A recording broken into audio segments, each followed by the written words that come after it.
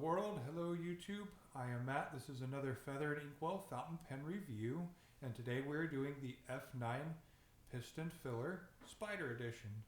So as you can see, it does have a clip jewel, and it has a spider as the top of the clip. The clip ring is adorned with a spider web theme around it. On top, the finial jewel, or just the finial if you will, is the Moonman logo. The bottom end cap is just a plain unadorned knob, but it is the piston knob with a single ring around it to denote it.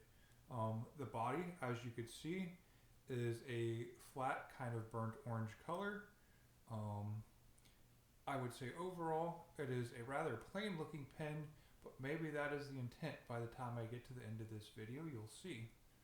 So turning it off with 3 1/4 turns. Yes, 3 1/4 turns, folk. That is a little bit obsessive. Comes out this rather small nib, which is in fact engraved with a spider. I'm aware you probably won't be able to see it. It's rather small for an engraving, but it's there. It does have a spider on it. It is the one and only nib you can get this in. It is a fine, not an extra fine, but it does write incredibly smooth. Now, what other ink would I pair with a green jewel other than the Diamine Enchanted Forest Green? Now, as all Diamine inks do, it does work exceedingly well with their black plastic feeds, their incredibly smooth fine nibs, and we get to the parts that I don't like as much. On this, while I do like most of it, it is a very light pen. The threads are further up and they're sharp. So the capping threads on here are pretty close to the top where your hand could slip to. They are rather sharp. Also, the very, very tiny step up to the body of the pen is a little bit sharp as well.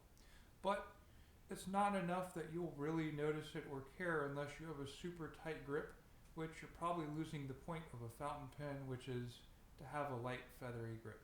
You're not supposed to have a lot of pressure while you're holding a pen. Might be your number one thing to remember.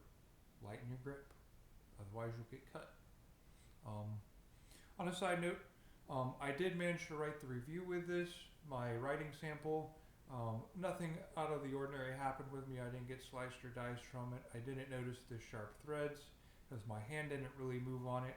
I held it somewhere where my fingers were kind of down here on the grip, and part of my finger kind of laid over that ledge, and I didn't really feel anything too untowards. The overall body of this pen is rather flat, like I said. This is similar to just a tube body and not quite a cigar shape, but similar to a cigar shape where it's kind of a rounded body and has rather flat ends. Now, uncapped like this, it is 20 grams inked. Capped, we are looking at 29 grams. So it is very lightweight. It's a rather short pen, so it does go in the pocket easily, but this clip on here is actually too stiff to use, so it's more of a roll stop. Putting it in the pocket would be easy enough though, even if you didn't have that. And it is a twist to turn, like I said, 3 1/4, so you never have to worry about it coming uncapped in your pocket. It would almost never happen that you manage to get 3 1/4 turns out in the pocket. So it is rather safe to pocket, which brings me to my final point. This is a stealth pen.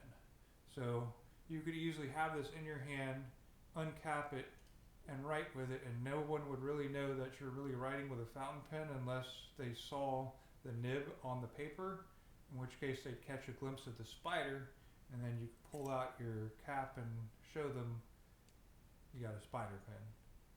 Stealthy, which I think is the point of this pen. It's not really that noticeable. It's lightweight, it's small, like the spider. Hides in the shadows till it's ready to eat its dinner. So let's get to what I believe is the writing sample, why everyone wants to see this. So the feed keeps up very well in the fast pace. This was my fast writing area. It's able to keep up very well. The amount of ink it puts out for a fine nib is on par or average with others. Overall, it does write exceedingly smooth. It doesn't have a lot of noise in the feedback. It's very light feedback, and your paper isn't being sliced sharp edges that they didn't really round out on it. So pop factor is at maybe a 5 for this pen. The writing quality, I put out an 8, and it's a piston filler, which I believe is why everyone would love this pen.